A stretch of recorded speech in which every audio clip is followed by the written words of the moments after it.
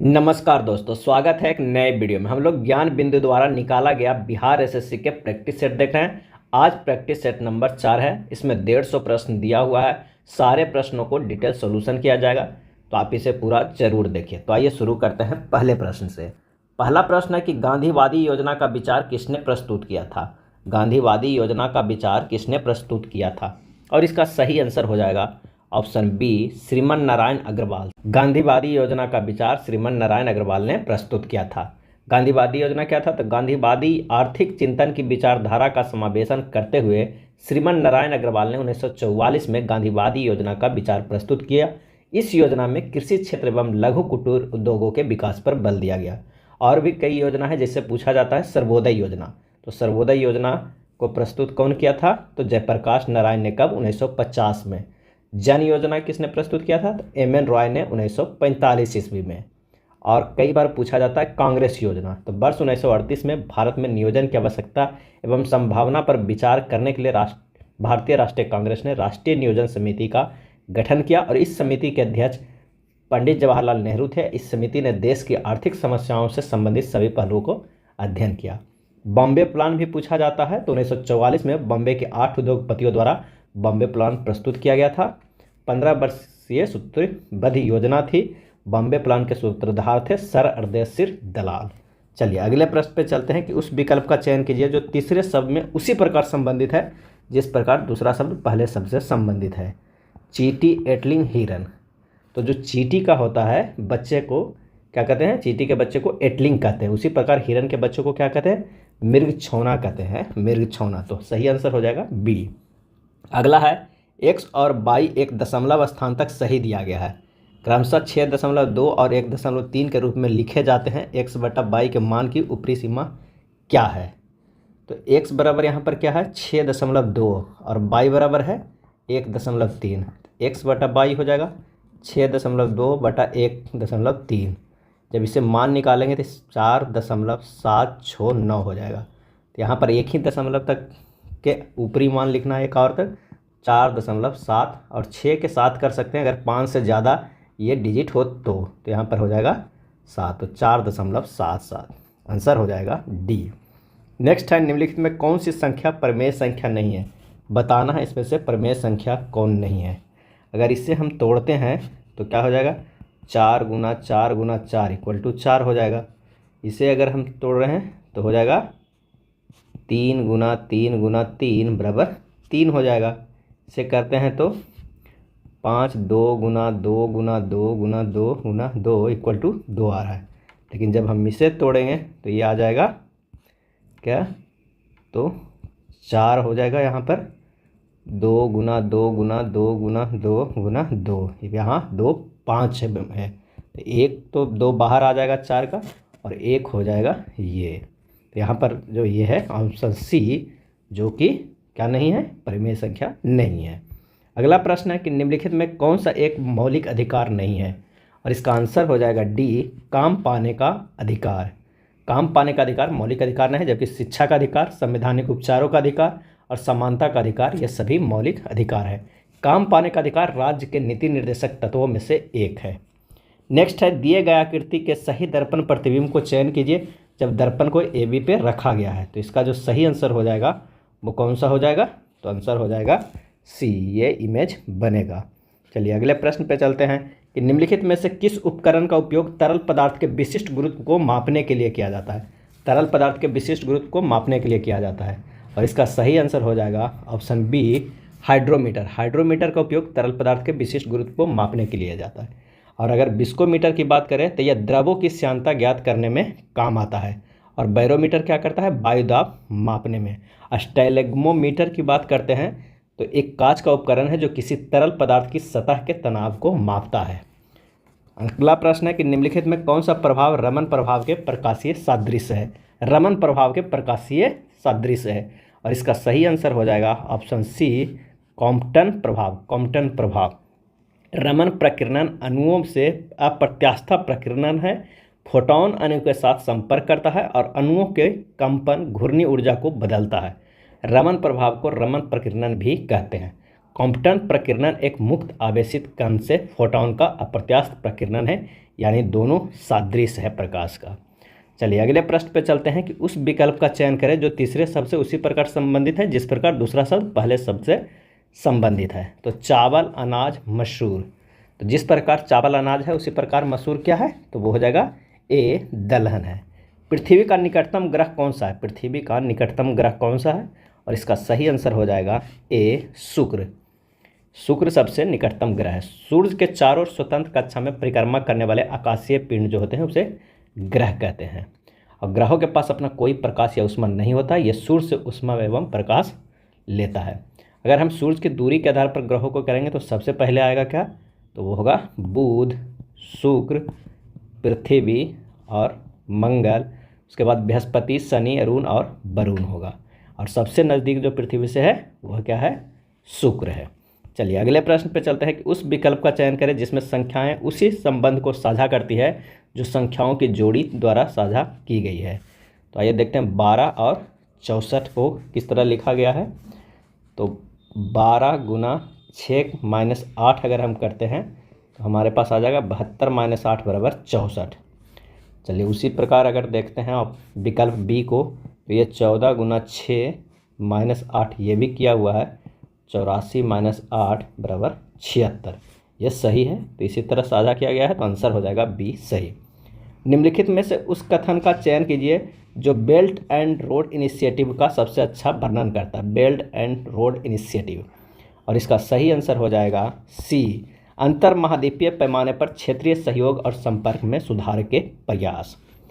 अंतर महाद्वीपीय पैमाने पर क्षेत्रीय सहयोग और संपर्क में सुधार बेल्ट एंड रोड इनिशिएटिव का सबसे अच्छा उदाहरण है। बेल्ट और सड़क पहल, जिसे एक बेल्ट एक सड़क भी कहा जाता है, एक चीन आधारित परियोजना है। इस पहल के अंतर्गत पुराना रेशम मार्ग पुनः निर्मित करने की योजना है। वन बेल्ट वन रोड परियोजना वर्ष 2013 में चीन के राष्ट्रपति शी जिनपिंग द्वारा शुरू की गई थी। नेक्स्ट है, निम्नलिखित में कौन सा विकल्प तीसरे शब्द समूह में उसी प्रकार संबंधित है जैसा दूसरा पहले से है। तो आइए देखते हैं किस तरह संबंध में है। अगर एस से एच गया तो ये क्या है, एक विपरीत होता है। एस का विपरीत एच होता है, टी के विपरीत जी होता है, ओ के विपरीत एल होता है, अब पी के विपरीत के होता है, एक दूसरे के विपरीत है। उसी तरह एल के विपरीत क्या हो जाएगा, ओ हो जाएगा, ए के विपरीत जेड हो जाएगा, एम के विपरीत एन होगा, अब बी के विपरीत वाई होगा। तो आंसर जो हमारा हो जाएगा ए। चलिए नेक्स्ट प्रश्न है, एक इक्वेशन दिया हुआ है उसे सोल्व करना है। तो सबसे पहले हमें इसका सोल्व करना है। 17 गुना 2 के ये कितना हो जाएगा, 34 हो जाएगा। और उसके बाद हमें इसे पूरे को सोल्व करना है। जब हम इसे सोल्व करेंगे तो हमारे पास जो आ जाएगा उसमें भी पहले भागा का, उसके बाद ये 37 माइनस जो भागा देने के बाद 34 से भागा देंगे 136 से, तो कितने मरतबे आएगा, 4 मरतबे आएगा। और इसे 37 माइनस 4 करेंगे तो 33 आएगा। और जो लास्ट में बचेगा 4 के क्यू है, तो 4 के क्यू 64 हो जाएगा, माइनस वो 33 बच रहा है। तो ये निकल कर हमारे पास आ जाएगा कितना, 31। और 31 53 में से 31 घटा देंगे तो बचेगा 22। और लास्ट में 110 से 22 से भागा देंगे तो हमारे पास आ जाएगा 5। इसका सही आंसर हो जाएगा 5। नेक्स्ट है, यदि द्विघात समीकरण x² + kx + 9 = 0 के मूल समान है तो k का अधिकतम मान क्या होगा। अगर मूल समान है तो d बराबर क्या होता है, 0 होता है। और d क्या है, तो b² - 4ac है, इसे 0 कर देना है। तो k² - 4 गुना 1 गुना 9 बराबर 0, तो k² बराबर 36। तो k बराबर होगा ±√36, तो k बराबर जो हो जाएगा ±6। आंसर हो जाएगा डी। चलिए अगले प्रश्न पे चलते हैं कि संख्या श्रृंखला का उस विकल्प का चयन करें जो श्रेणी में प्रश्नवाचक के स्थान पर आता है। चलिए 7 से 11 किस तरह लिखा गया है। अगर 7 गुना 2 14 माइनस 3 करेंगे तो 11 हो जाएगा, और 11 + 3 करेंगे तो 14 हो जाएगा। फिर इसे 2 से गुना करके -3 करेंगे तो 25 हो जाएगा, क्योंकि 14 गुना 2 28, 28 माइनस 3 बराबर 25। यानी एक बार क्या किया जा रहा है कि गुना 2 करके -3 कर दे रहा है, और दूसरी बार में सिर्फ +3 कर जा रहा है, और उसके अगले बार में +3 नहीं कर रहा है, +4 कर रहा है। इस तरह एक एक उसमें बढ़ा जा रहा है। तो लास्ट वाला में जो बढ़ेगा 55 से वो बढ़ेगा +5, तो हमारा आंसर हो जाएगा 55 + 5 60। नेक्स्ट है, मुखिया ग्राम पंचायत के सदस्य बनने हेतु न्यूनतम आयु सीमा कितनी है? तो इसका आंसर हो जाएगा बी 21 वर्ष। मुखिया या ग्राम पंचायत सदस्य बनने हेतु न्यूनतम आयु सीमा 21 वर्ष है। मुखिया ग्राम पंचायत के सदस्यों का निर्वाचन व्यस्त मताधिकार के आधार पर प्रत्येक 5 वर्ष में कराया जाता है और इनके चुनाव लड़ने की न्यूनतम आयु 21 वर्ष है और इसका कार्यकाल जो होता है वो 5 वर्षों का होता है। नेक्स्ट है, दिए गए विकल्पों में उस अक्षर समूह का चयन करें जो निम्नलिखित श्रृंखला में प्रश्नवाचक चिन्ह के स्थान पे आता है। आइए देखते हैं। W से U गया -2, F से C गया, ये कितना है तो -3, B से W गया है तो -5 है और I से B गया है -7 है। यानी एक बार -2, -3, -5 और -7 चल के ये दूसरा टर्म है और इसमें भी सिर्फ यही करेंगे -2, -3, -5, -7 तो SZRU आएगा और SZRU में इसी तरह -2 करेंगे तो Q आएगा, Z से -3 करेंगे तो W आएगा, R से -5 करेंगे तो M आएगा, U से -7 करेंगे तो N आएगा और हमारा आंसर आ जाएगा A। म्यांमार का पुराना नाम क्या था? और इसका सही आंसर हो जाएगा C बर्मा था। भारत शासन अधिनियम 1935 के तहत म्यांमार का शासन भारत से अलग कर दिया गया। म्यांमार का और भारत का शासन 1935 अधिनियम के पूर्व तक साथ साथ चला। रंगून जो म्यांमार में मुगल वंश के अंतिम शासक बहादुर शाह जफर का मकबरा कहाँ है? रंगून में है बहादुर शाह जफर का मकबरा। नेक्स्ट है, अक्षरों के उस संयोजन का चयन करें जिसे दी गई श्रृंखला के रिक्त स्थानों के क्रमवार रखे जाने पर श्रृंखला पूर्ण हो जाएगी। इसका जो आंसर हो जाएगा वो सी हो जाएगा। आप इसे रखिएगा और एक सीरीज बन जाएगा तो आंसर होगा सी।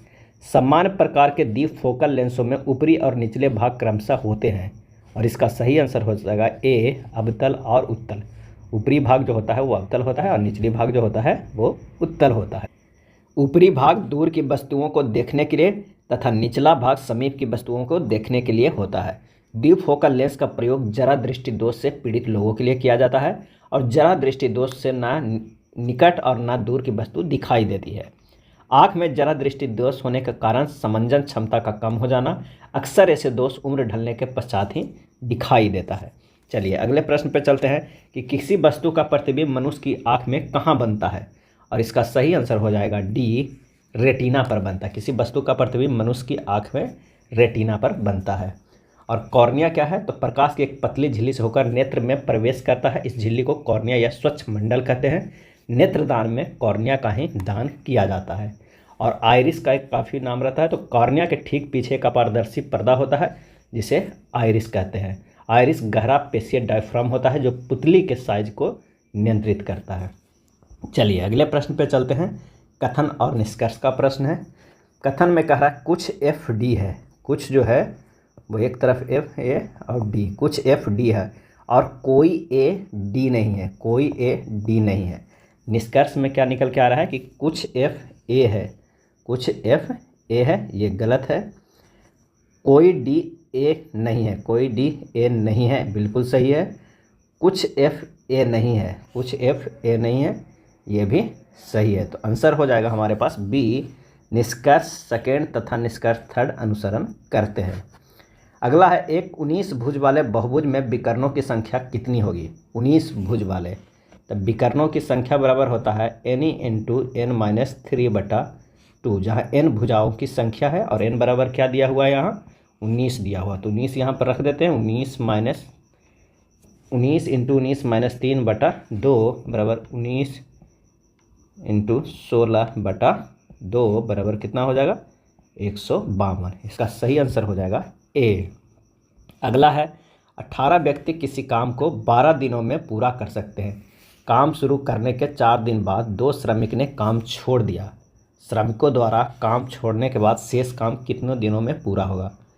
तो एक फार्मूला होता है जैसा कि सभी लोग जानते होंगे, M1 D1 H1 बराबर M2 D2 H2 होता है।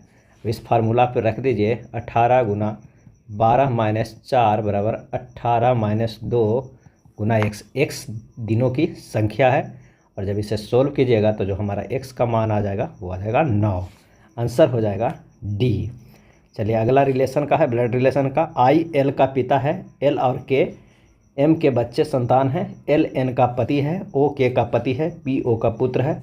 आई का पी से क्या संबंध है। इस तरह के आप पाई चार्ट बना सकते हैं। आई और एम का ये एक संबंध है, और इसका अगर पुट की बात करें तो एन और एल का ये संबंध है, और यहाँ से बन जाएगा क्या, के और ओ का इसका पी का। इस तरह बनाइएगा तो इसका जो आंसर आ जाएगा वो हो जाएगा डी, माँ के पिता यानी नाना। सन 1946 में शाही नौसेना विद्रोह का शुरुआत कहाँ हुआ था, और इसका सही आंसर हो जाएगा ए, बम्बई में।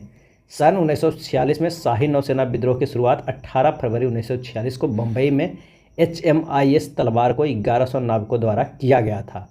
कराची में हिंदुस्तान नामक जहाज़ के नाविकों ने भी हड़ताल किया था। कराची में 20 फरवरी 1946 को वायुसेना के कुछ सैनिकों ने ब्रिटिश सरकार के विरुद्ध हड़ताल कर दी थी।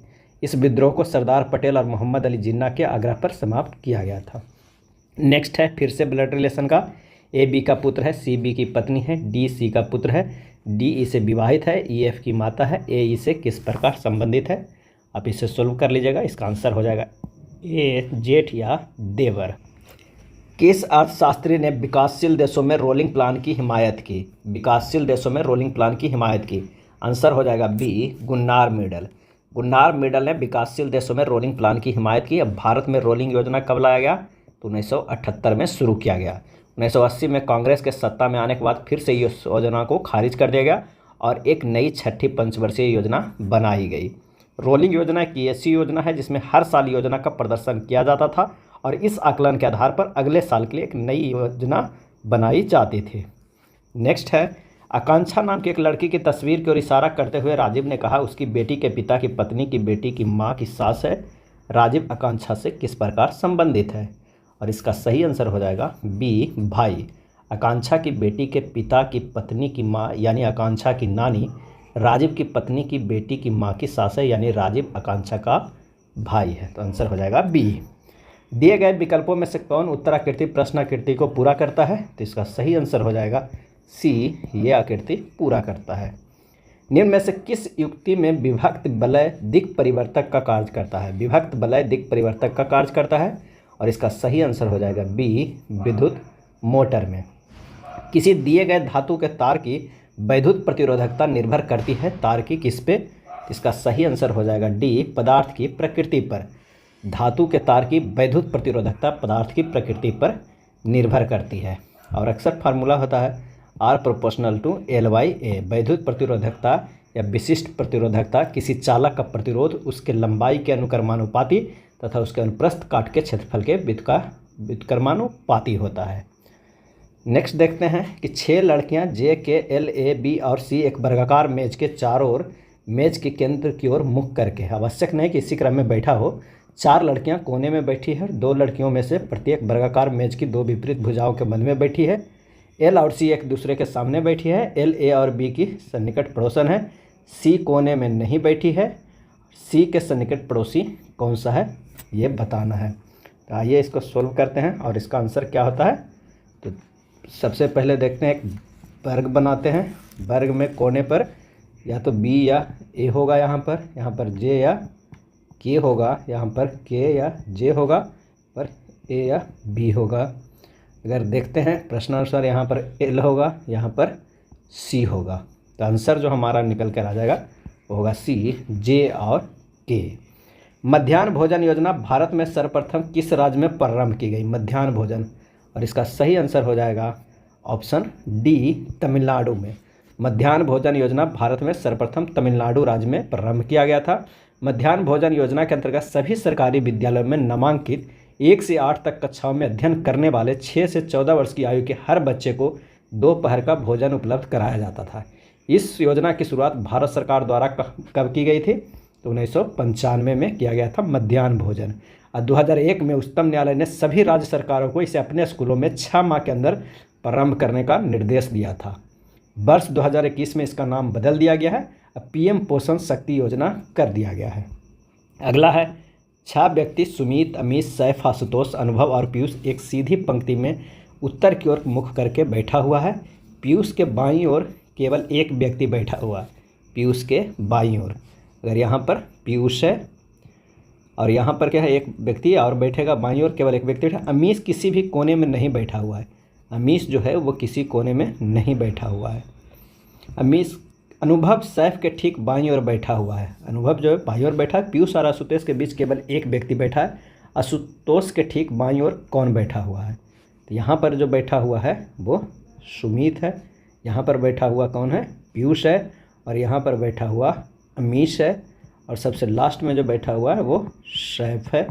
तो आशुतोष के ठीक बाईं ओर कौन बैठा हुआ है? बाईं ओर। तो बैठा कौन है? यहाँ पर आशुतोष है, तो अमीश हो जाएगा। आंसर हमारा सी हो जाएगा। नेक्स्ट प्रश्न है, प्रत्येक माह कृतिका अपनी आय का 30% घर के किराए पर और शेष का 60% घरेलू व्यय पर खर्च करती है। यदि वह प्रत्येक माह 6300 की बचत करती है तो उसकी कुल मासिक आय क्या है? तो सबसे पहले माना कृतिका की मासिक आय कितना है? x है। और x का वो 30% घर के किराए पे खर्चा कर रहा है, यानी अब बचा कितना? 70%। कितना बचा? 70%।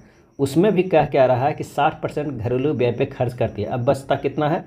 तो 40%। 40/100 हो जाएगा।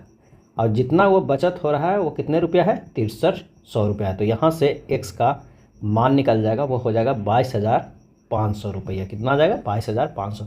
बस इसे आप सोल्व कर दीजिएगा तो आंसर हो जाएगा 22,500 सी। नेक्स्ट है, एक आयत की लंबाई और चौड़ाई का अनुपात 3:1 है। यदि उसका परिमाप 96 मीटर है तो आयत की लंबाई कितना होगा? तो लंबाई बराबर दिया हुआ है 3x और चौड़ाई बराबर दिया हुआ x है। और आयत की परिमाप कितना दिया हुआ है? 96 बराबर क्या होता है? 2 गुना 3x प्लस x हो जाएगा। 3x प्लस x 4x हो जाएगा और गुना 2 तो कितना? 8x, यानी 8x बराबर हो जाएगा 96। तो x बराबर हो जाएगा 12। तो लंबाई बराबर कितना होगा? 3 गुना 12 36। तो पूछ रहा है लंबाई कितना होगा? 36 मीटर। ऑप्शन सी हो जाएगा। विश्व का सबसे लंबा रेल मार्ग निम्न में से कौन है? और इसका सही आंसर हो जाएगा ए, ट्रांस साइबेरियन। विश्व का सबसे लंबा रेल मार्ग ट्रांस साइबेरियन रेल मार्ग है। और इसकी लंबाई कितनी है? तो 9289 किलोमीटर। कितना? 9289 किलोमीटर। यह रेल मार्ग रूस के सेंट पीटर्सबर्ग लेनिनग्राद को व्लादिवोस्तोक से जोड़ती है। नेक्स्ट है, यदि किसी घड़ी का मिनट की सुई दोपहर 12 बजे से दक्षिण की ओर इंगित करती है, 12 बजे दक्षिण की ओर इंगित करती है, उसी घड़ी में दोपहर 3 बजे मिनट की सुई किस दिशा में इंगित करेगी? तो इसका जो आंसर हो जाएगा ऑप्शन ए, दक्षिण का। क्योंकि अगर यहाँ पर 12 है, यहाँ पर 1 है, यहाँ पर 2 है, यहाँ पर 3 है, यहाँ पर 4, यहाँ पर 5, यहाँ पर 6। तो कह रहा है कि 3 बजे, तो 3 छोटी होगा, लेकिन जो बड़ी सुई होगी वो 12 पर ही रहेगी। तो आंसर हो जाएगा हमारा कितना? दक्षिण दिशा में, क्योंकि इधर दक्षिण दिशा है। अजातशत्रु किस वंश का शासक था? अजातशत्रु। और इसका सही आंसर हो जाएगा बी, हर्यक वंश का। अजातशत्रु हर्यक वंश का शासक था। हर्यक वंश का संस्थापक जो था वो बिंबिसार था। बिंबिसार मगध साम्राज्य का वास्तविक संस्थापक भी माना जाता है। नेक्स्ट प्रश्न है, अर्जुन अपने घर से दक्षिण की ओर 40 मीटर चलता है। कितने? 40 मीटर चलता है। फिर वह बाएं मुड़ता है और 55 मीटर चलता है। 55 मीटर चलता है। फिर वह एक और बाएं मोड़ लेता है और 15 मीटर चलता है। फिर वह बाएं मुड़ता है और 55 मीटर चलता है। तो अब वो अपने घर से कितनी दूरी पर है? तो कितनी दूरी पर? तो ये हो जाएगा 40 - 15 बराबर कितना हो जाएगा? 25। इसका सही आंसर हो जाएगा 25 मीटर। निम्नलिखित में से किस स्थिति में लिफ्ट में बैठा व्यक्ति लिफ्ट के छत से टकरा जाएगा? तभी छत से टकरा जाएगा जब लिफ्ट तेज़ी से नीचे आएगा। तो इसका आंसर हो जाएगा ऑप्शन सी, लिफ्ट ए त्वरण ए ग्रेटर देन जी से नीचे जा रही हो। क्या जा रही हो? ग्रेटर देन जी से नीचे जा रही हो। तो जो आदमी है वो बैठा व्यक्ति छत से टकरा जाएगा। 0 डिग्री सेंटीग्रेड कितने डिग्री फ़ारेनहाइट के बराबर होता है? और इसका जो सही आंसर हो जाएगा ऑप्शन डी, 32 डिग्री फ़ारेनहाइट। चलिए फार्मूला से निकाल लेते हैं। फार्मूला होता है F - 32/180 बराबर C - 0/100। बस इसे आप इसे रख दीजिए। तो F - 32/180, C तो 0 है, -0/100 हो जाएगा 100F - 3200 = 0। तो F बराबर यहाँ पे निकल जाएगा 32 डिग्री फ़ारेनहाइट। आंसर हो जाएगा डी। नेक्स्ट है, दिए गए विकल्पों में उस आकृति को चयन कीजिए जो निम्नलिखित श्रेणी में प्रश्नवाचक चिन्ह के स्थान पर आ सकती है। और इसका सही आंसर हो जाएगा डी। यहाँ पर आ जाएगा कौन सा? ये डी। अगला है, स्वतंत्र भारत के प्रथम गृह मंत्री कौन थे? प्रथम गृह मंत्री कौन थे स्वतंत्र भारत के? आंसर हो जाएगा बी, सरदार वल्लभ भाई पटेल। स्वतंत्र भारत के प्रथम गृह मंत्री सरदार वल्लभ भाई पटेल थे। सरदार पटेल भारत के प्रथम उप प्रधानमंत्री भी रहे। इन्हें लौह पुरुष के नाम से भी जाना जाता है। भारतीय रियासतों के संघ में मिलाने में सरदार पटेल ने मुख्य भूमिका निभाई है तथा इनमें इनका साथ बीपी मेनन ने दिया था। बीपी मेनन ने भारत की आज़ादी और पावर ट्रांसफ़र, सत्ता हस्तांतरण पर एक किताब लिखा है जिसका नाम transfer of power in India था। अगला है, दी गई आकृति में कितने घन हैं ये काउंट करके बताना है। इसका सही आंसर हो जाएगा सी, 12 घन है। कितने घन है? 12 घन है। 1 2 3 4 5 6 7 8 9 10 11 और 12। कितने दिख रहे हैं? 12 घन। नेक्स्ट है, यदि ए अनुपात बी बराबर 3:5 है, बी अनुपात सी बराबर 7:8 है, सी अनुपात डी बराबर 2:3 है, तो 2a/3d बराबर है। आइए इसे सोल्व करते हैं। a बटा डी निकालना है, तो a बटा डी निकालने के लिए a बटा बी गुना b बटा सी गुना c बटा डी कर देना है। a बटा बी 3/5 दिया है, गुना 7/8 है, गुना 2/3, ये हो जाएगा 7/20।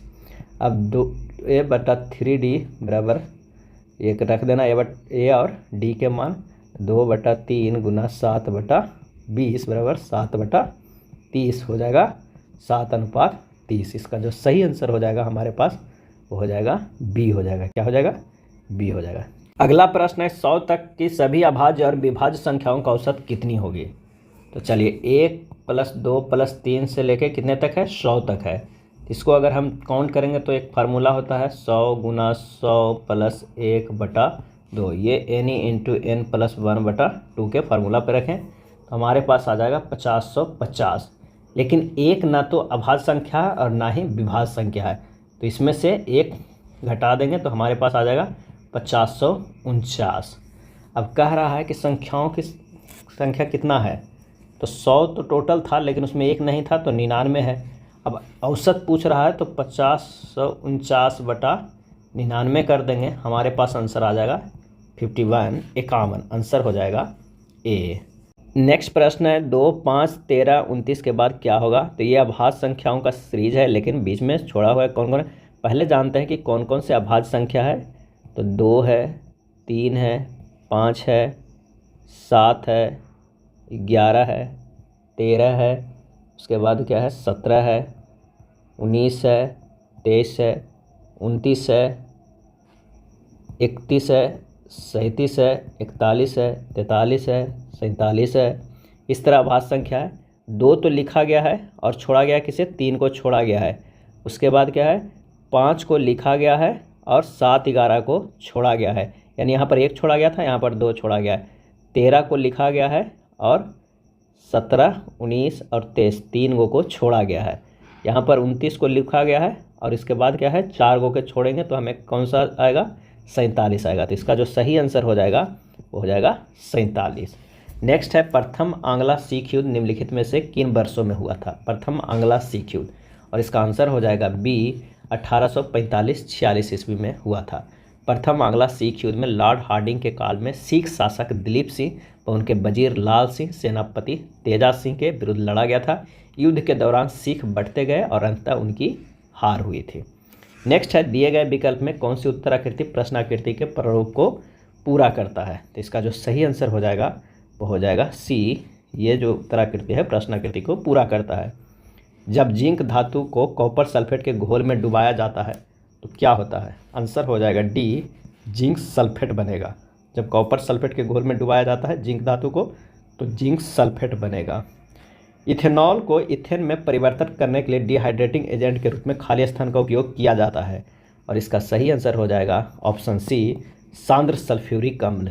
इथेनॉल को इथेन में परिवर्तित करने के लिए डिहाइड्रेटिंग एजेंट के रूप में सांद्र सल्फ्यूरिक अम्ल का उपयोग किया जाता है।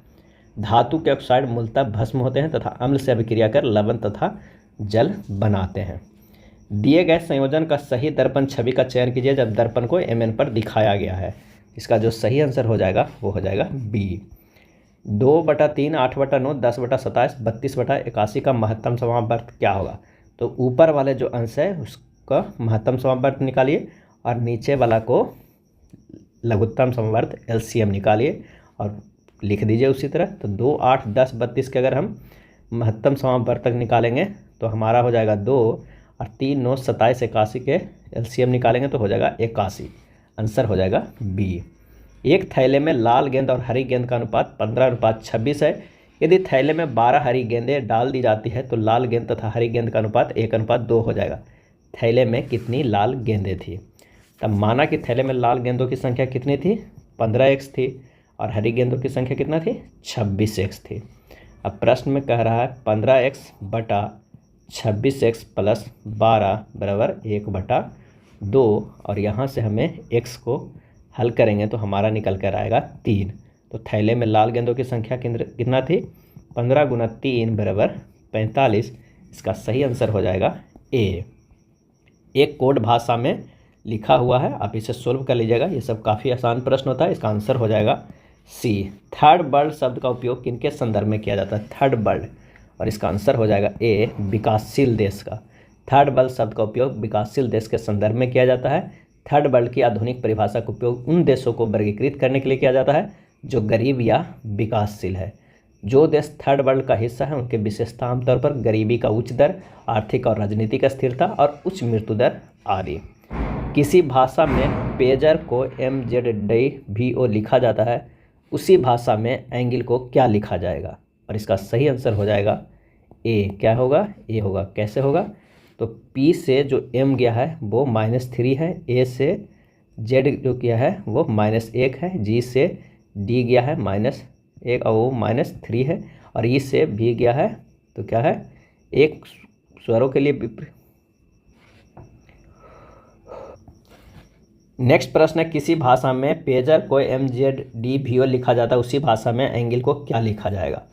तो P से M गया है तो -3 है और A से Z है, यानी स्वरों के लिए विपरीत किया गया है और व्यंजन के लिए -3 लिखा गया है। A के लिए क्या किया गया?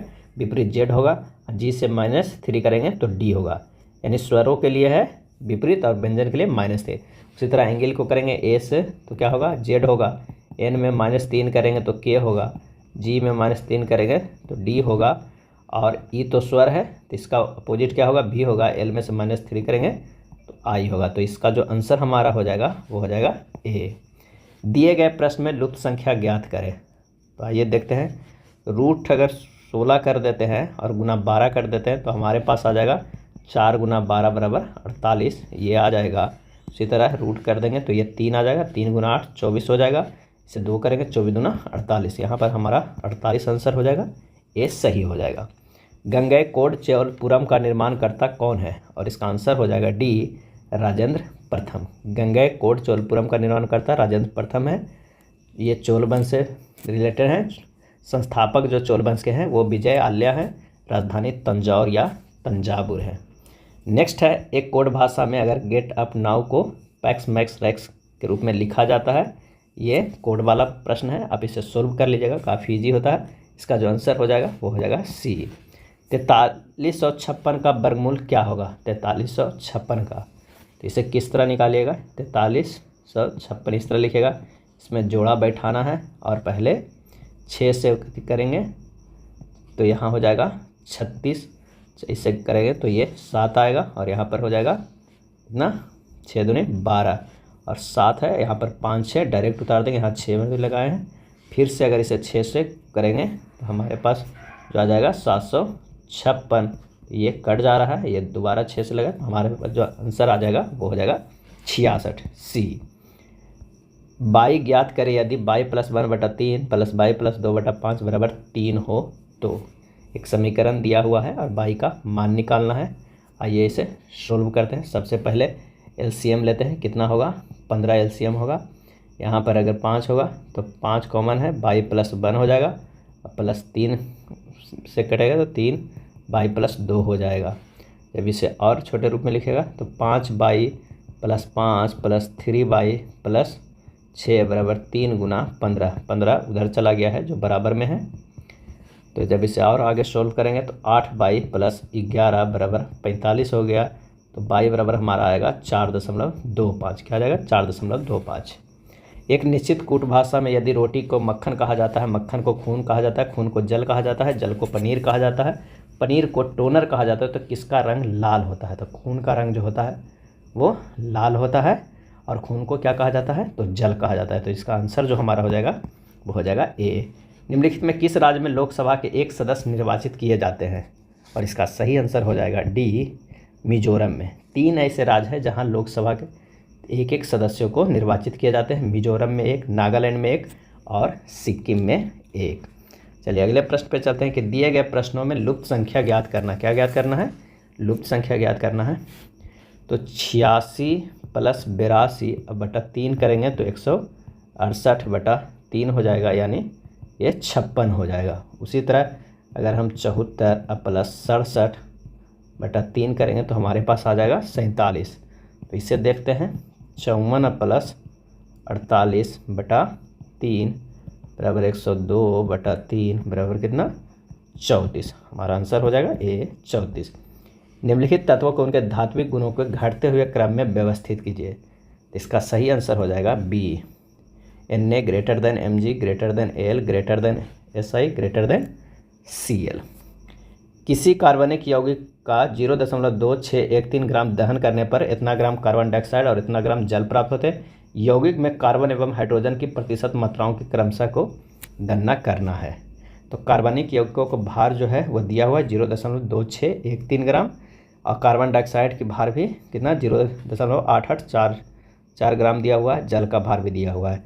तो अब कार्बन की प्रतिशत मात्रा बराबर होता है क्या, तो 12/44 गुना CO2 का भार बटा यौगिक का भार गुना 100। तो हो जाएगा 12/44 गुना 0.8844 बटा 0.2613 गुना 100। जब इसे सोल्व कीजिएगा तो 92.31% आ जाएगा। आंसर हमारा हो जाएगा कौन, तो हो जाएगा बी। क्या हो जाएगा, आंसर बी हो जाएगा। उसी तरह हाइड्रोजन की प्रतिशत निकालना है। कितना हाइड्रोजन के निकालने के लिए 2/18 गुना H2O का भार कर देना है, अब बटा यौगिक का भार गुना 100 कर देना है। एक पासे के 2 अवस्था दी गई है, 5 के विपरीत कौन सा होगा। तो आइए देख लेते हैं। तो यहाँ पर 5 4 1 होगा, 5 2 6 होगा, 4 के अपोजिट 2, 1 के अपोजिट 6, और जो बचा वो 5 के अपोजिट हो जाएगा। तो इसका जो आंसर हो जाएगा वो हो जाएगा बी, 3 सही हो जाएगा। श्याम के अंक दिव्या के अंकों से 50% अधिक है, दिव्या के अंक श्याम से कितने प्रतिशत कम है। यानी श्याम के अंक दिव्या के अंकों से 25% अधिक है। अगर मान लिया कि दिव्या का अंक 100 होता है तो श्याम के अंक दिव्या कितना हो जाएगा, 125 है। 125 में 100 कितने % कम है, तो इसका जो आंसर हो जाएगा हमारे पास वो हो जाएगा सी, 20% कम है। मेरी वर्तमान आयु का 7/9 मेरे चचेरे भाइयों में से एक की आयु के 5/6 के बराबर है। 39 वर्ष पूर्व मेरी आयु उसकी आयु के दुगनी थी। मेरी वर्तमान आयु खाली स्थान वर्ष है। तो मेरी वर्तमान आयु गुना 7/9 बराबर चचेरे भाई की आयु जो है गुना 5/6 है। अगर x y से भी मान के कीजिएगा और इस तरह के फार्मूला पे रखिएगा तो हमारे पास जो आंसर निकल के आ जाएगा वो हो जाएगा सी, 45। उस विकल्प की आकृति का चयन करें जो दी गई आकृति में उसके भाग के रूप में सन्निहित है। इसका जो आंसर हो जाएगा वो हो जाएगा ए, ये। नेक्स्ट है, निम्नलिखित में असंतृप्त यौगिकों को पहचानिए। Propane, propyne, propyne, chloropropane. और इसका जो आंसर हो जाएगा वो हो जाएगा डी, प्रोपिन और प्रोपाइन जो है असंतृप्त यौगिक है। हृदय के निम्नलिखित में से किस रोग में धमनी की दीवार पर कोलेस्ट्रॉल तथा अन्य लिपिड पदार्थ जमा हो जाते हैं। और इसका आंसर हो जाएगा ऑप्शन ए, एथेरोस्क्लेरोसिस। हृदय के एथेरोस्क्लेरोसिस रोग में धमनी की दीवार पर कोलेस्ट्रॉल तथा अन्य लिपिड पदार्थ जमा हो जाते हैं। एथेरोस्क्लेरोसिस में हृदय को रुधिर की आपूर्ति बंद हो जाती है। अगला है, उस विकल्प की आकृति का चयन करें जो उसके रूप में सन्निहित है। तो इसका जो आंसर हो जाएगा वो हो जाएगा कौन, तो ये डी। अगले प्रश्न पे चलते हैं। यदि हैशटैग का अर्थ घटाव है, एंड का अर्थ भागा है, @ अर्थ का गुना है और भागा का अर्थ प्लस है, तो इस इक्वेशन का मान क्या होगा। तो इसका जो सही आंसर हो जाएगा वो हो जाएगा सी, 50 होगा। सेनकोट्टा दर्रा स्थित है। सेनकोट्टा दर्रा कहाँ स्थित है, और इसका आंसर हो जाएगा डी, तिरुवनंतपुरम मदुरई के बीच। दो पर्वतों के बीच आर पार जाने हेतु सक्रिय पर्वतीय मार्ग को दर्रा कहते हैं और सेनकोट्टा दर्रा तिरुवनंतपुरम मदुरई के बीच स्थित है। कई बार पूछा जाता है थाल घाट दर्रा जो महाराष्ट्र मुंबई नासिक के मार्ग में है। भोरघाट दर्रा मुंबई एवं पुणे का, और पालघाट दर्रा पलक्कड़ और कोयम्बटूर के मध्य है पालघाट दर्रा। चलिए अगले प्रश्न पे चलते हैं कि निम्नलिखित अभिव्यक्ति में किन चिन्हों या अंकों को आपस में बदलने पर दी गई अभिव्यक्ति सही होगी, और इसका जो आंसर हो जाएगा वो हो जाएगा बी। अगर आप इसे बदलिएगा तो ये इक्वेशन सेटिस्फाइड होगा। हॉर्नबिल फेस्टिवल भारत के किस राज्य में मनाया जाता है? हॉर्नबिल फेस्टिवल, और इसका आंसर हो जाएगा बी, मिजोरम में मनाया जाता है। इसका सही आंसर हो जाएगा ऑप्शन ए, सॉरी बी नहीं, ए हो जाएगा। इसका सही आंसर हो जाएगा ए, नागालैंड में मनाया जाता है हॉर्नबिल फेस्टिवल। मिजोरम में मनाया जाता है अंथुरियम महोत्सव, चपचारकूट पर्व, और मणिपुर में साजिव, चोइराबो, कांग, चिंगवा आदि। अगला प्रश्न है कि अंग्रेजी वर्णमाला क्रम में स्थिति के आधार पर निम्नलिखित में से 3 अक्षर समूह किसी न किसी प्रकार से एक समान है और एक भिन्न है। भिन्न अक्षर समूह का चयन करें। इसका जो आंसर हो जाएगा वो है डी, ये भिन्न है। किस तरह भिन्न है तो आइए देखते हैं। अगर हम टी से -2 करेंगे तो आर होगा, आर से -4 करेंगे तो एन होगा, एन से -6 करेंगे तो हमारे पास एच होगा। यानी सभी में -2, -4, -6 है। इसमें भी अगर -2, -4 और -6 करेंगे तभी अगले टर्म प्राप्त होता है। आर से -2 करेंगे तो पी होगा, पी से -4 करेंगे तो एल होगा, एल से -6 करेंगे तो एफ होगा। लेकिन WTPK में ऐसा नहीं है। W में से -3 करेंगे तो टी आएगा। नेक्स्ट प्रश्न है कि सिरनाथ ने 1:44 41 बजे एक बल्ब को चालू किया और उसे उसी दिन 11:35 35 बजे पर बंद कर दिया। बल्ब कितने समय के लिए चालू था? तो इसका सही आंसर हो जाएगा कितना? तो ए, 9 घंटे 50 मिनट 54 सेकंड के लिए। इसे सोल्व कर लीजिएगा। एक लंबी वृत्तीय शंकु का आयतन जिसके आधार की त्रिज्या इसकी ऊंचाई के 5/9 के समान है और गोला के आयतन बराबर है। शंकु और गोला की त्रिज्या का अनुपात क्या होगा? ये देखते हैं। शंकु के आधार की त्रिज्या बराबर उसकी ऊंचाई गुना 5/9, ये दिया हुआ है। यानी जो r बराबर है वो h गुना 5/9 दिया हुआ है। h बराबर होगा 9r/5। अब शंकु का आयतन बराबर गोले के आयतन को बराबर कर देना है। 1/3 पाई r² h बराबर 4/3 पाई r³। ये गोले का आयतन हो गया और एक शंकु का आयतन हो गया। अब यहाँ पर r का मान रख दीजिएगा तो जो हमारे पास एक स्मॉल r और एक बड़ा r है, इन दोनों को जब रेशियो में आएगा तो हमारे पास आंसर आ जाएगा 3√60:3 आ जाएगा। तो सही आंसर जो हमारे पास हो जाएगा वो हो जाएगा बी। अगले प्रश्न पे चलते हैं कि उस शब्द का चयन करें जो भिन्न है। इसका आंसर हो जाएगा बी, नापसंद। नापसंद को छोड़कर अन्य सभी एक दूसरे के पर्यायवाची शब्द है। सौहार्द, आम सहमति और तालमेल। मनुष्य के कान के बाहरी हिस्से को क्या कहते हैं? आंसर हो जाएगा सी, कर्णपल्लव। मनुष्य के कान के बाहरी हिस्से को कर्णपल्लव कहते हैं। जल जिसमें कैल्शियम अथवा मैग्नीशियम के घुलनशील लवण होते हैं कहलाता है, और इसका आंसर हो जाएगा ए, कठोर जल। जल जिसमें कैल्शियम अथवा मैग्नीशियम के घुलनशील लवण होते हैं उसे क्या कहते हैं? उसे कठोर जल कहते हैं।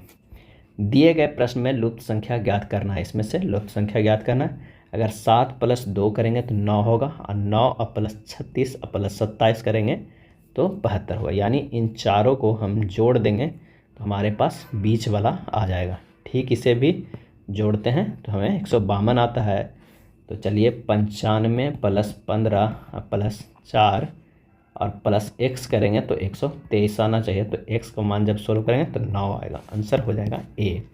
अलग शब्द का चयन करें। अलग शब्द, इसका आंसर हो जाएगा सी, झालर पाटर। अहमदाबाद, सूरत और राजकोट ये तीनों जो है वे गुजरात राज्य में है, और झालर पाटन जो है वो राजस्थान में है। तो आंसर हो जाएगा सी। भारतीय अर्थव्यवस्था के किस क्षेत्र में उत्पादकता सर्वोच्च है? भारतीय अर्थव्यवस्था के किस क्षेत्र में उत्पादकता सर्वोच्च है? और इसका सही आंसर हो जाएगा बी, परिवहन, संचार एवं वाणिज्य। परिवहन, संचार एवं वाणिज्य तृतीय क्षेत्र का हिस्सा है। अलग शब्द का चयन करें। इसमें अलग शब्द, आंसर हो जाएगा बी, औरंगाबाद। सभी राजधानी है, हैदराबाद, चेन्नई या गंगटोक राजधानी है, जबकि औरंगाबाद सिर्फ शहर का है। किस विद्वान ने कांग्रेस के वार्षिक सम्मेलन को 3 दिन का तमाशा बताया? और इसका सही आंसर हो जाएगा बी, अश्विनी कुमार दत्त ने। अश्विनी कुमार दत्त ने कांग्रेस सम्मेलन के 3 दिन का तमाशा बताया है। बाल गंगाधर तिलक ने, यदि वर्ष में हम एक बार मेढक की तरह टर्राएंगे तो हमें कुछ नहीं मिलेगा। बंकिम चंद्र चटर्जी ने कहा, कांग्रेस के लोग पदों के भूखे हैं। लाला लाजपत राय ने अपने यंग इंडिया में कांग्रेस को डफरिन के दिमाग की उपज बताया। उस संख्या युग्म को चयन करें जो भिन्न है, इनमें से सबसे भिन्न है, ये करना है। तो इसका आंसर हो जाएगा क्या है, डी। कैसे है कि अन्य सभी जो है वो ए अनुपात ए क्यू प्लस ए के नियम को पालन करता है, जबकि ये नहीं करता है। अगला है, एक कार 4 सेकंड में 25 मीटर और फिर 2 सेकंड में 15 मीटर की यात्रा करती है। कार की औसत चाल कितनी है? तो औसत चाल बराबर होता है कुल दूरी बटा कुल समय, 25 प्लस 15 बटा 4 प्लस 2, आंसर हो जाएगा 6.67 मीटर पर सेकंड। आंसर हो जाएगा कौन सा, बी नहीं, मीटर पर सेकंड होगा यहाँ पर, ये होगा, थोड़ा यूनिट भी ध्यान देना होगा। 6% वार्षिक साधारण ब्याज की दर से एक निश्चित राशि 5.3/4 वर्ष के अंत में इतना हो जाती है। निवेश की गई राशि क्या है? तो माना कि निवेश की गई राशि P है, वार्षिक दर कितना है, 6% है, और समय क्या है, 23/4 वर्ष है। तो फार्मूला होता है P गुना 23 गुना 6/4 गुना 100, हमारे पास आ जाएगा 69 P/200। और निवेश बराबर P प्लस 69 P/200 बराबर कितना है, 3228 कर दीजिएगा। तो जो हमारे पास निकल के आ जाता है आंसर, वो क्या हो जाता है, डी 2400 रुपया आ जाएगा। संसद के प्राक्कलन समिति है क्या है? और इसका आंसर हो जाएगा ए अस्थाई। संसद के प्राक्कलन समिति अस्थाई समिति है। इस समिति का गठन जो है वो कब किया गया था? तो 1950 में जॉन मथाई जो वित्त मंत्री हैं की सिफारिशों के आधार पर किया गया था। इसमें मूलतः 25 सदस्य थे, किंतु 1956 में इनकी सदस्य संख्या बढ़ाकर 30 कर दी गई है, और यह स्थायी समितियों में सबसे बड़ी समिति भी है। दिए गए संख्या श्रृंखला में प्रश्नवाचक चिन्ह के स्थान पर क्या होगा? तो 2, 5, 9, 16, 27 खाली स्थान, उसके बाद 74। तो यहाँ 2 से 3 गया है, ये +3 किया गया है, 5 से 9 है, +4 किया गया है, 3, 4 और यहाँ +7 किया गया है, और यहाँ +11 किया गया है, और यहाँ पर कितना किया गया? अगर हम इसे +18 करते हैं तो क्या आ जाएगा, 27 + 18 45 आ जाएगा। लेकिन ये किस तरह +18 किया गया ये भी देखना है। तो 3 से 4 जो है ये है कितना, 7 है, और 7 से 4 11, और 11 से ये है 18, और 18 29। तो इस सिचुएशन से अगर चलेंगे हम तो हमारे पास जो आ जाएगा वो हो जाएगा कितना, 45 आ जाएगा आंसर। आंसर हो जाएगा बी। उस संख्या का चयन करें जो भिन्न है। आंसर हो जाएगा सी 177। 177 को छोड़कर अन्य सभी है 11 के गुणज है, सभी 11 से भाग पड़ जाएंगे, लेकिन हमारा 177 में 11 से भाग नहीं पड़ेंगे पूरे। उस विकल्प का चयन करें जो दिए गए शब्दों को सही क्रम को प्रतिनिधित्व करता है, जैसा कि वह एक अंग्रेजी शब्दकोश में दिखाई दिया गया है। तो आंसर हो जाएगा सी 3, 1, 2, 5, 4। निम्नलिखित में कौन से कथन सत्य नहीं है? सत्य नहीं है। तो जंतु बसाएं संतृप्त होती है, किंतु इनमें दोहरे बंध वाले बसीय अम्ल होते हैं, यह सत्य नहीं है। पादप बसाओं में असंतृप्त बसीय अम्लों की बहुतायत होती है, बिल्कुल सही है। बसा जल में अघुलनशील तथा क्लोरोफॉर्म बेंजीन में घुलनशील होता है, बिल्कुल सही। बसीय अम्लों के अणुओं में क्रियाकलाप समूह CH3 तथा COOH होता है, ये सही है। अगला है, मेनार्की निम्न में से किसका उदाहरण है? और इसका आंसर हो जाएगा ए लड़कियों में मासिक चक्र का प्रथम बार प्रारंभ होना। लड़कियों में मासिक चक्र का प्रथम बार प्रारंभ होना 12 से 13 वर्ष की उम्र में होता है, उसे मेनार्की कहलाता है। स्त्रियों में 40 से 50 वर्ष की उम्र के पश्चात ऋतुस्राव नहीं होता है, इसे ही रजनोवृत्ति कहते हैं। उस विकल्प का चयन करें जो दिए गए शब्दों को सही क्रम को प्रतिनिधित्व करता है, जैसा कि वह एक अंग्रेजी शब्दकोश में दिखाई देते हैं। तो इसका जो आंसर हो जाएगा वो हो जाएगा बी 5, 1, 2, 4, 3। निम्न में से किसका मूल्य स्थिर नहीं रहता है? और इसका आंसर हो जाएगा सी मजदूरों की मजदूरी। मजदूरों की मजदूरी मूल्य जो है स्थिर नहीं रहता है। मजदूरों की मजदूरी लोचदार होती है। लोचदार मांग एक आर्थिक अवधारणा को संदर्भित करती है जो बताती है कि किसी वस्तु व सेवा की मांग उसकी कीमत में उतार चढ़ाव के साथ बदलती है। दिए गए विकल्प में कौन सी उत्तराकृति प्रश्नाकृति के प्रारूप को पूरा करेगा? इसका सही आंसर हो जाएगा सी। एक भिन्न को 7/3 से जोड़ने पर 4 प्राप्त होता है, भिन्न कौन सा है?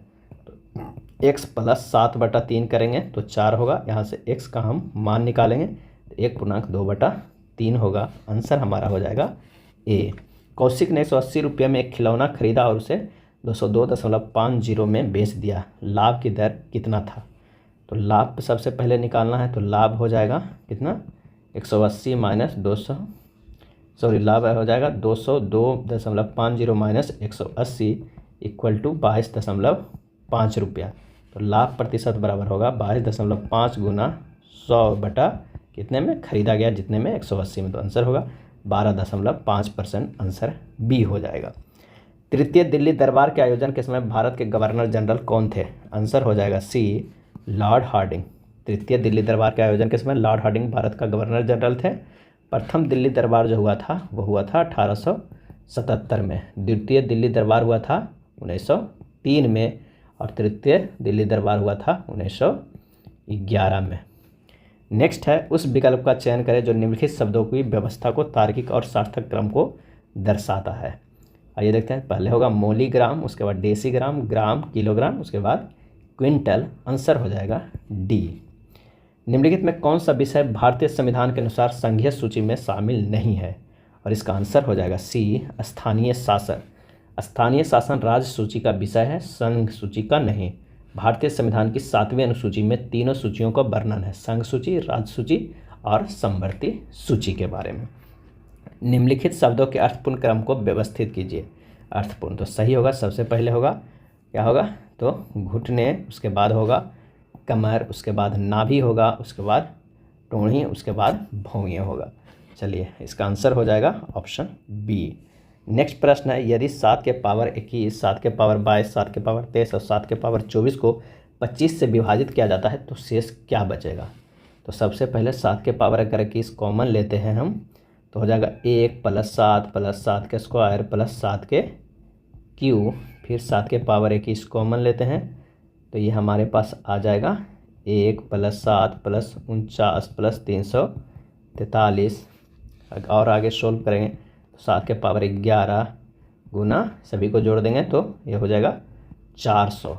7 के पावर 11 गुना 16 गुना 25 हो जाएगा और इससे फिर 25 से भागा देंगे तो ये पूरे पूरे कट जाएगा, यानी शेषफल जो हमारे पास आ जाएगा वो हो जाएगा 0। आंसर डी हो जाएगा क्योंकि शेषफल के बारे में ही पूछा जा रहा है। चलिए अगले प्रश्न पे चलते हैं कि समिता को 6 दिनों के एक बिक्री कार्यक्रम में कुछ धनराशि दी गई थी, परंतु उसे कार्यक्रम के 4 दिन और बढ़ा देने के कारण उसका प्रतिदिन का औसत यात्रा भत्ता में 56 रुपया घट जाता है। शुरुआत में उसे कितनी राशि दी गई थी? तो माना कि शुरुआत में 6 दिनों की बिक्री के लिए दी गई धनराशि कितना था? 100 रुपया था। एक दिन की बिक्री की राशि 1/6। तो प्रश्न से कह रहा है x बराबर जो है 1/6 माइनस 56 और 6 + 4, ये प्रश्न से कह रहा है। तो x का जो यहाँ मान हो जाएगा वो हो जाएगा 10x/6 माइनस 560 और x का मान सोल्व करेंगे तो निकलेगा 840। आंसर हो जाएगा सी। या इस तरह भी बना सकते हैं कि कुल राशि बराबर क्या है x है तो x/6 माइनस x/10 बराबर 56, 5x माइनस 3x/30 बराबर 56, 2x बराबर 56 गुना 30। तो x बराबर हो जाएगा 56 गुना 30/2 बराबर 840। इस तरह से भी आप बना सकते हैं, आंसर हो जाएगा 840। अगला है दिए गए प्रश्न में लुप्त संख्या ज्ञात करना है। इसमें से लुप्त संख्या क्या है वो ज्ञात करना है। तो आइए देखते हैं कैसे है। 7 गुना 2 करेंगे प्लस 1 करेंगे तो 15 होगा। 15 गुना 2 प्लस 1 करेंगे तो 31 होगा। 31 को क्या करेंगे 2 से गुना करेंगे प्लस 1 जोड़ेंगे तो हमारे पास 63 आएगा। 63 में भी 2 से गुना करेंगे प्लस 1 जोड़ेंगे तो 127 आएगा।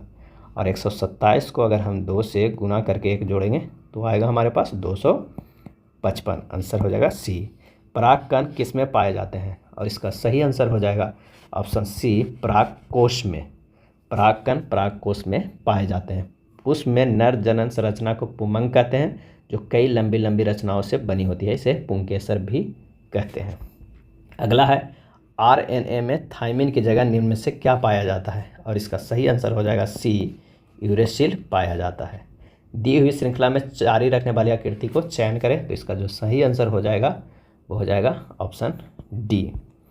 भारत का न्याग्रा या न्याग्रा किस जलप्रपात को कहा जाता है? आंसर हो जाएगा ए चित्रकूट जलप्रपात को। भारत का न्याग्रा या न्याग्रा चित्रकूट जलप्रपात को कहा जाता है जब नदी का जल अत्यधिक तीव्र गति से नीचे की ओर किसी स्थान पर खड़े ढाल से गिरता है उसे जलप्रपात कहते हैं। कुंचकल जलप्रपात कई बार पूछा जाता है किस नदी पे है तो बराही नदी पे कर्नाटक में। और चित्रकूट जलप्रपात इंद्रावती नदी पर है छत्तीसगढ़ में। जोग या गरसोप्पा या महात्मा गांधी जलप्रपात शरावती नदी पे कर्नाटक में है। दिए गए प्रश्न में लुप्त संख्या ज्ञात करना है। आइए देखते हैं लुप्त संख्या। अगर 86 + 72 करते हैं तो 158, यानी ये डायरेक्ट प्लस करके इक्वल किया है। और 98 + 111 = 209 है। 76 + 65 बराबर क्या हो जाएगा, तो ये हो जाएगा 141। आंसर हो जाएगा सी। इंग्लैंड में किस वर्ष में ग्लोरियस रिवॉल्यूशन यानी गौरवशाली क्रांति हुई है, ग्लोरियस रिवॉल्यूशन, और इसका आंसर हो जाएगा सी। 1688 ईस्वी में हुआ था इंग्लैंड की गौरवशाली क्रांति। 1688 ईस्वी की क्रांति को इंग्लैंड की गौरवपूर्ण क्रांति के नाम से जाना जाता है। गौरवपूर्ण क्रांति को रक्तहीन क्रांति भी कहते हैं। गौरवपूर्ण क्रांति के बाद विलियम III ब्रिटेन का शासक बना था।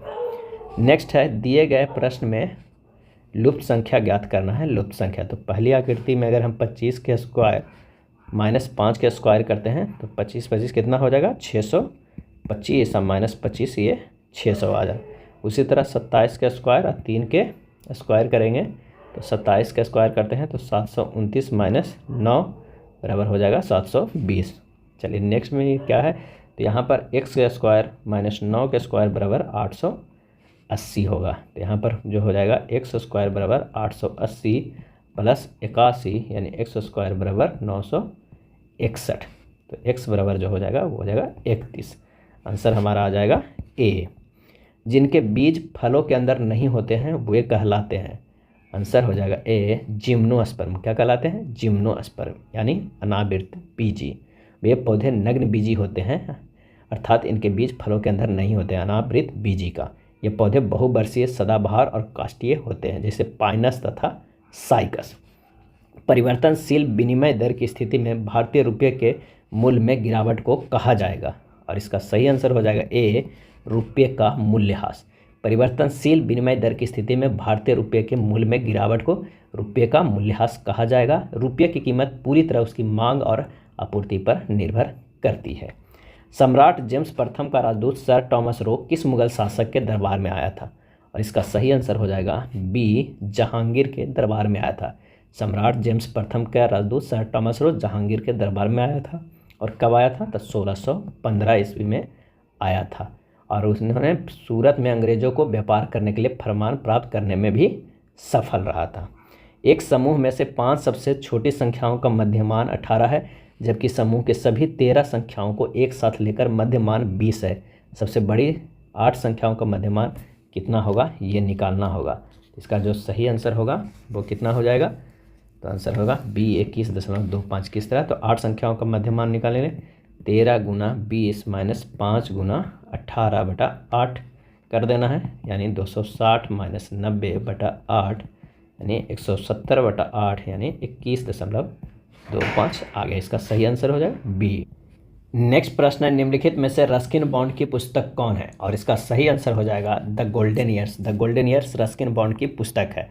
रिफ्लेक्शंस किसकी पुस्तक है, तो श्री नारायण बाघुल के। और गांधी, सियासत और कम्युनलिज्म पुस्तक किसके हैं, तो पीयूष बोबेले का। अब बार एंड वुमेन किसका है, डॉक्टर एम ए हसन का। नेक्स्ट है, मेजर ध्यानचंद खेल रत्न पुरस्कार के तहत कितनी पुरस्कार राशि दी जाती है, और इसका सही आंसर हो जाएगा ऑप्शन बी, 25 लाख रुपये दिए जाती है। कितने दी जाती है, तो 25 लाख दी जाती है। और ये 1991-92 से शुरू हुआ है। 1991-92 से राजीव गांधी खेल रत्न पुरस्कार के नाम से शुरू किया गया है। भारत सरकार 2021 में इसका नाम बदलकर मेजर ध्यानचंद खेल रत्न पुरस्कार कर दिया गया है। और अर्जुन पुरस्कार कब से दिया जा रहा है, तो 1961 से। कई बार ये प्रश्न पूछा जाता है, कौन सा, अर्जुन पुरस्कार। नेक्स्ट है, इंडियन एक्सप्रेस के नाम से किस खिलाड़ी को जाना जाता है, और इसका सही आंसर हो जाएगा डी, पेस एवं भूपति को। लिएंडर पेस एवं महेश भूपति को इंडियन एक्सप्रेस कहा जाता है। पेस एवं भूपति टेनिस के सुप्रसिद्ध खिलाड़ी हैं। केडी जादव को पॉकेट डायनेमो कहा जाता था, और पेले को ब्लैक पर्ल के नाम से जाना जाता है। झुल्लन गोस्वामी को चकदा एक्सप्रेस भी कहा जाता है, चकदा एक्सप्रेस।